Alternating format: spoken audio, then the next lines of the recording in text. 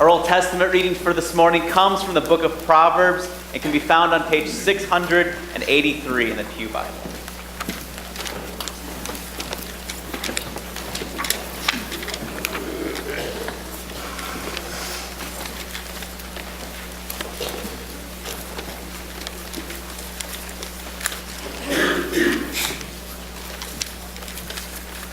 A soft answer never turns away, but a harsh word stirs up anger. The tongue of the wise commends knowledge, but the mouths of fools pour out folly. A hot-tempered man stirs up strife, but he who is slow to anger quiets contention. The light of the eyes rejoices the heart, and the good news refreshes the bones. The ear that listens to life-giving reproof will dwell among the wise. Whoever ignores instruction despises himself, but he who listens to reproof gains intelligence. The fear of the Lord is instruction and wisdom, and humility comes before honor.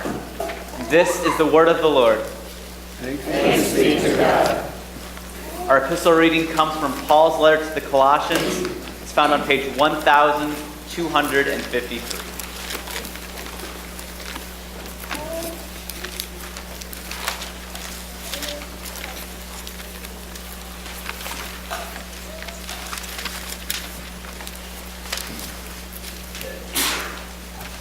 Put on then, as God's chosen ones, holy and beloved, compassionate hearts, kindness, humility, meekness, and patience, bearing with one another, and if one has a complaint against another, forgiving each other, as the Lord has forgiven you, so you also must forgive. And above all these things, put on love, which binds everything together in perfect harmony. And let the peace of Christ rule in your hearts, to which indeed you were called into one body, and be thankful. Let the word of Christ dwell in you richly, teaching and admonishing one another in all wisdom, singing psalms and hymns and spiritual songs with thankfulness in your hearts to God. And whatever you do in word or deed, do everything in the name of the Lord Jesus, giving thanks to God the Father through him. This is the word of the Lord. Thanks be to God. Please stand for our reading from the Gospel.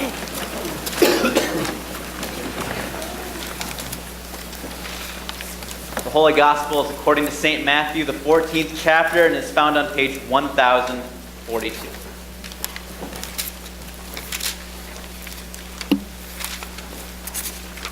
Now when Jesus heard this, he withdrew from there in a boat to a desolate place by himself. But when the crowds heard it, they followed him on foot from the towns. And when he went ashore, he saw a great crowd, and he had compassion on them and healed their sick. And this is the gospel of the Lord. Today we continue our trek through these respectable sins as we continue this sermon series confronting these sins that we tolerate. And today we look at impatience and irritability. And this is a sin that plagues our lives, but most often it plagues our lives in our very homes. We do witness it and we do experience it out in the public with other people, but I think that what I notice for me is that usually it happens the most in my home. On Wednesday was Josiah's birthday. I was getting ready to preach on Wednesday evening, and I was sitting in line at Taco Bell because that's what Josiah wanted for his birthday meal, was a box of tacos. So I'm waiting in line at Taco Bell, and the person in front of me, I can hear as my window's down that they want to place 2 separate orders, and then they proceed to order several different items on both orders. So what do? I'm just getting ready to preach on impatience and irritability.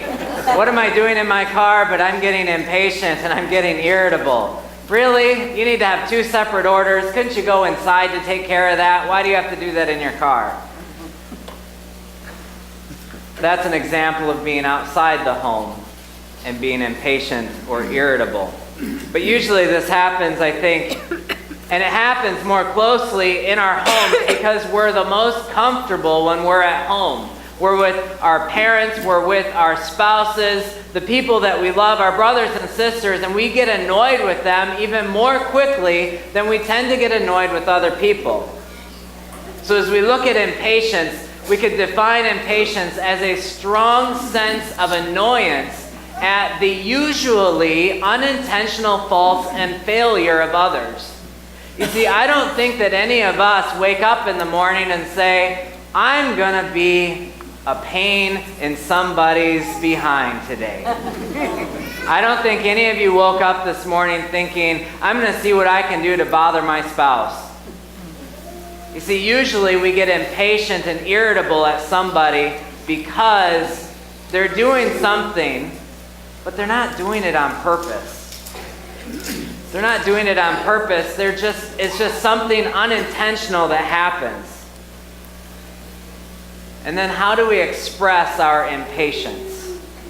Now, if I continued in that line, and what I didn't tell you is that I will confess that, so while I'm waiting for the person to order and the line to die down and picking up these tacos, I grab my phone, and my sermon is actually on my phone, and that's where I was convicted. I'm thinking I was getting upset with the person. I pick up my phone. I'm like, well, I'll just review my sermon. I open it up, and oh yeah, I'm preaching on impatience and irritability. So as I'm looking, how do we express our impatience and irritability?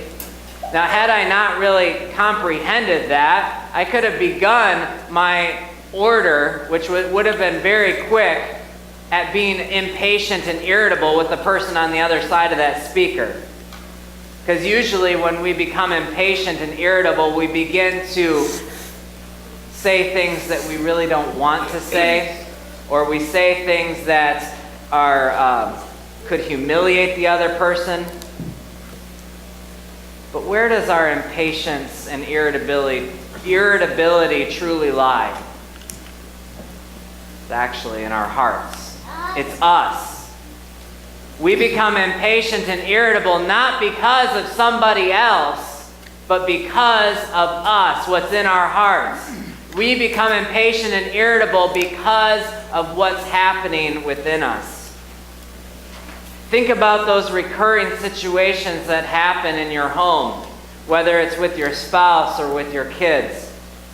How many times have I told you that you need to take out the trash? How many times have I told you to pick up your room, pick up your toys? When are you going to learn? We get slow service at the bank or at a restaurant, and we get impatient and irritable. In our reading in Proverbs, Solomon tells us, a hot-tempered man stirs up strife, but he who is slow to anger quiets contention. Next week, we'll hear about anger. And the thing is that if we let our impatience and irritability fester within ourselves, we lead to anger. And then in Colossians, that second reading, Paul tells us, put on then as God's chosen ones, holy and beloved, compassion, kindness, humility, meekness, and patience, bearing with one another, forgiving each other, just as the Lord has forgiven you. And above all of these things, put on love, which binds all things together in perfect harmony. Think the last bad day that you had. Maybe it was yesterday, maybe it was a week ago. Think about what you wanted to do when you had this bad day. Your boss was yelling at you.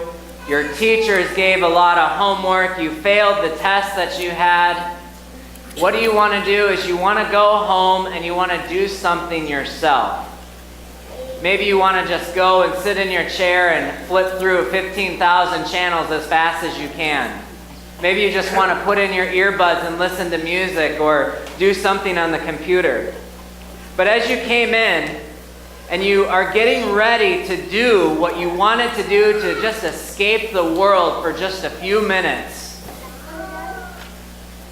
you're all of a sudden needed by somebody.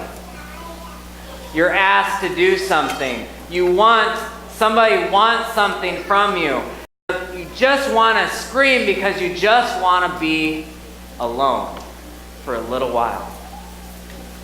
In our gospel reading in Matthew, maybe you looked at that reading and thought there must be a typo because we didn't even read the whole story and it started and ended so quickly. When you look at the context of Matthew 14, the beginning of Matthew 14, Jesus has heard that Herod has killed John. Killed John. John the Baptist has been beheaded. Jesus has just found out about it. And that's what it says in verse 13 when it says, now when Jesus heard this, Jesus has just heard that John the Baptist had been murdered. And what does Jesus want to do? It says he withdrew from there in a boat to a desolate place by himself. Jesus wanted to get away. Wasn't exactly news he wanted to hear. How do you handle those difficult situations? You find out about a sudden death and you just want to escape everything. Jesus just wanted to walk away and spend some time alone. By Matthew chapter 14, Jesus has gotten this huge crowds of people together. Most of these people like him. The religious leaders, they can't stand him. So everywhere Jesus goes throughout Israel, these crowds of people are constantly following him. They want to be everywhere that he is. Jesus wants to get away. So he gets in a boat. He does have a little time in that boat by himself. But he gets to the shore. What would we expect?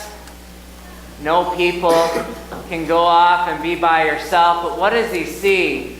He sees the crowds of people have followed him. They've run around the lake probably. They've found him there on the other side waiting for him. Our first response would be to maybe scream, pull out our hair, get out of here, I need a little time alone. And that's maybe how we react in our very homes when we when someone wants something of us after a difficult day and we want to escape. But what does Jesus do? The text says he had compassion on them. He loved them. Just as Paul told us in Colossians, put on love, which binds all things together in perfect harmony. Jesus had compassion on the people. He could have just turned around and said, okay guys, let's find somewhere else. But he didn't.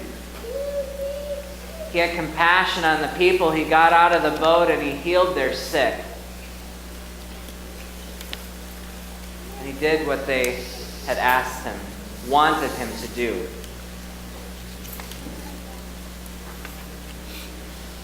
This isn't our natural reaction, to have compassion and love on other people, especially when we are impatient and irritable. The fact of the matter is, so that Jesus has compassion on us. He loves us with every ounce, fiber within his being. Because no doubt we are trying people. We do the same things over and over again. We say the same prayers over and over again. But Jesus still loves us. He still has compassion on us. And he wants us to demonstrate that same love to the world around us. The whole point of this sermon series on respectable sins really comes from the passage in Luke where Jesus talks about the Pharisee and the tax collector who go to pray. The Pharisee goes and he says, Lord, thank you that I'm not like that guy over there. I'm actually a fairly good person. I haven't done anything really bad or anything like that. But look at that guy over there. Thank you that I'm not like him. You see, the whole point is that we look within ourselves. We stop pointing the finger at what other people do and realize that we are just as sinful as everybody else. And if we want to have compassion and love for people, if we want to demonstrate this, then we need to start within our hearts. We need to start right here, changing our life from the inside out and being just like Jesus, having compassion and love on everyone that we meet. So may we never be like that Pharisee who thought that he was better than everybody else. But may we look within us and in our hearts, change our lives from within, kneel down at the cross where God gave us salvation, and then change our lives from this day forward. Amen.